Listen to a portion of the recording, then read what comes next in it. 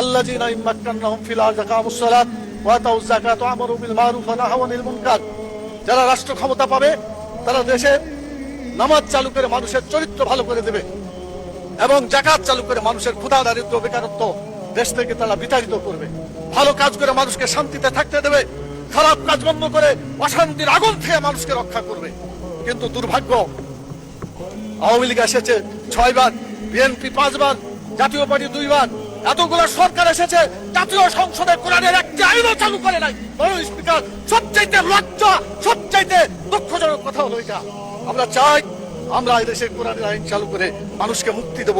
আমি মাননীয় প্রধানমন্ত্রীকে বলবো, আপনাকেও জিজ্ঞাসা করা হবে, আমাকেও করা হবে, বাংলাদেশে কেন নামাজ চালু করা হলো না, কেন যাকাত চালু করে ক্ষুধা দারিদ্র বেকারত্ব দেশ থেকে দূর করা হলো না, কেন ভালো কাজ চালু করে মানুষকে শান্তিতে থাকতে দেওয়া হলো না, কেন খারাপ কাজগুলো বন্ধ করে অশান্তি থেকে মানুষকে রক্ষা করা হলো না।